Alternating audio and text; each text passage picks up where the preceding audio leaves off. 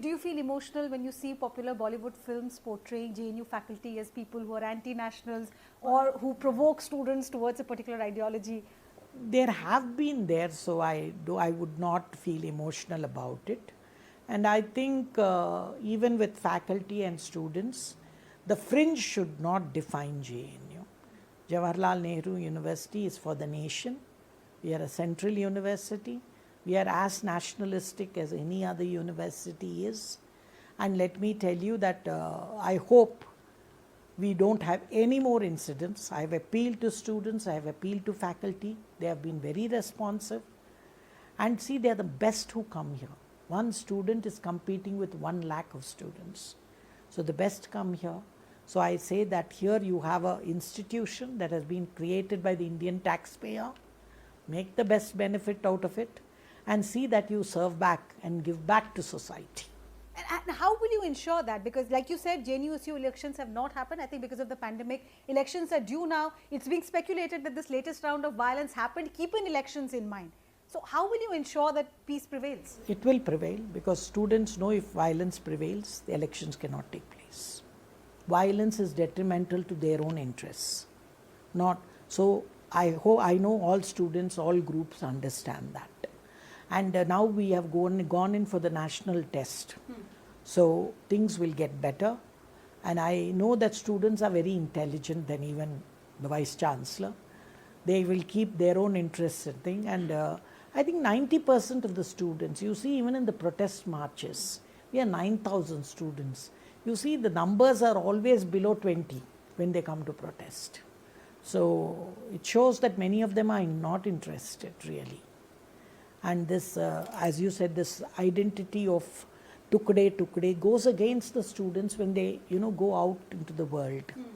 So that is why I think JNU is a paradise. Enjoy it for 5 years. It's also a delusion where you get things free and freedom is without responsibility. Outside world, it is not so. So the students also are mature research scholars here with everyone getting a fellowship, scholarship. Now many of them are well-to-do also, which was not in our time. So I think they should thank themselves and contribute to their own development and their own future. Would you need the help of police or security forces to conduct the elections? Again, given the fact that you suspect the role of outsiders. No. In the elections it doesn't take place, and I don't, even in this issue, the administration did not approach the police. So I don't... But ma'am, that was actually a criticism of the previous administration, that when violence happened, police was standing at the gate of JNU, media was showing that police is there, students are putting on social media bleeding heads, bleeding faces, and police did not intervene. It was a criticism that why did you not allow the police to enter? Your views? Basically, now in my period, I don't find that extreme positions being taken. And I think when we can control, when I know students also, good sense prevails on them, because whenever I speak to them, they're quite sensible despite whatever the politics part of it. And that's only 10% of students. If I'm able to do, good work, judge me by my work. If I'm able to do good administrative work, fill up the positions. I've already started the advertisements. We have 300 vacancies of faculty, 700 vacancies of non-teaching staff, and facilities for students. I'm sure all this dissent will melt away, because that's why I say judge me by my performance, and ideologies will not be this thing, and police can never be a solution to student discontent. So my first duty will be not to have any student or faculty discontent. Is your being a woman an advantage? You've broken the glass ceiling in a way, in multiple ways than one. Being a woman, being a student, like you said, being from southern part of India also. But being a woman, is that an advantage? Do you think students who are agitated, angry, they calm down looking at your motherly face? Yes. I would say, because it takes a woman to be 20 times better than a man to reach the same position. So I think we are much more matured, and we have fought more battles, and we are multitaskers. The very fact you're performing a home duty, plus you're working, doing your job and everything, that makes us multitaskers and better. I would only say that our performance and my commitment to JNU as an institution is very strong. because I am a product of this university. Whatever I am today, it's because of this wonderful university and institution. And I would like to, in my own small way, contribute to it getting a better place and a better, public image of JNU.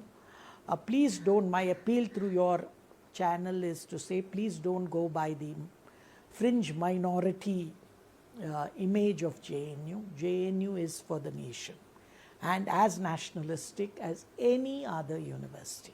Intellectuals are always critical, so do take our criticism in a healthy manner. Has this labeling seen a dip in the quantity and quality of student applications that you get now? No. The students are not affected. They still want the Yeah, they JNU. know, yes. JNU, see, this is just the upper, what you're judging is the tip of the iceberg, which gets exposed. But below, they know, most of the students know that this is the best place to get to and the cheapest place where you can get the best education with the best faculty and with the best infrastructure. Even though our infrastructure is has to be improved, best library, all best for free electricity, and 10 rupees and 20 rupees fees, you will never get it. It's paradise. Come on, let's be very honest about it. And students know it. Students are very smart. When it comes to their interests, they know where they should go. So I believe that the students here are also very sensible, and they also know violence is no answer to any resolution of any issue. My last two questions, ma'am. Again, because we're speaking about this violence, so I have to ask you this. There are former students of this university who are still languishing in jail. They have been accused of terror charges, accused of fomenting terror. How does that affect the university's image when you are trying to build it as an inclusive university? See, that can happen. Whenever you're any national experiment or the institution does have certain black sheep, then let us count them as the black sheep, and the law is taking its own course.